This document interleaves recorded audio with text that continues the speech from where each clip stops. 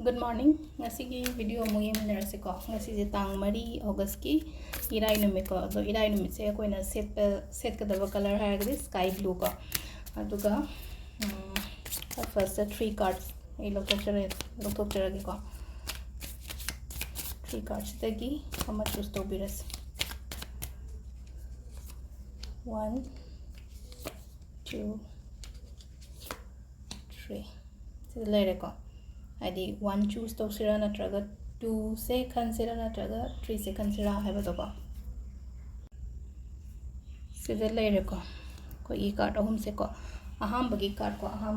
se the devil ena la ko card se devil se kitang negative hoy ba haraga di kaino hai matam surrounding the lady ba mi mayam do kitang section na lebiyo hai tare ko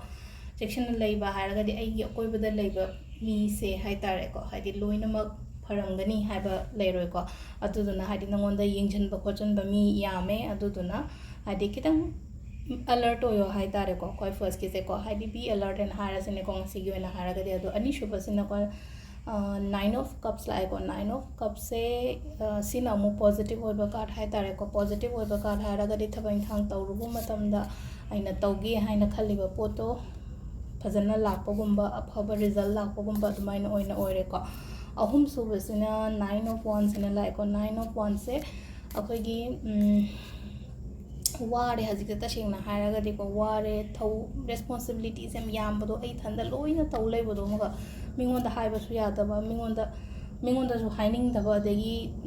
mina haira aga su leithokpa su ngamdaba khotaba hai tare ko amomuk loina to osira aina khalakpa timing ga yawe ko duda sida guidance ta karino hai tokpa yade ko nangna honari ba pot mayam do phajana aduda focus to bi ba hai tare ko haji ai do post toraga stuck toraga leiba yade ba life se hojiki oina haira aga di ko aduna haidi honaba lepi gano ishagi oina haira honaba lepi gano haidi tungda phajana result phajaba lakani ba ko adu sida leire ko yi card message na timing se ka ki pung 3 ga minute 9 dagina pung 8 ga minute nifu mathoi phawm lere ko dai 13 ga minute kun daina 12 ga minute 58 phawm lere dai 3 ga minute 35 nungda waram gi no ko se 3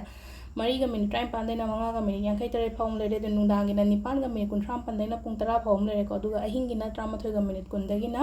pung 3 ga minute 19 phawm lere ko sisina koi gi nongma gi phaba timing ko adu se lere ngasi gi video se ma'am thank you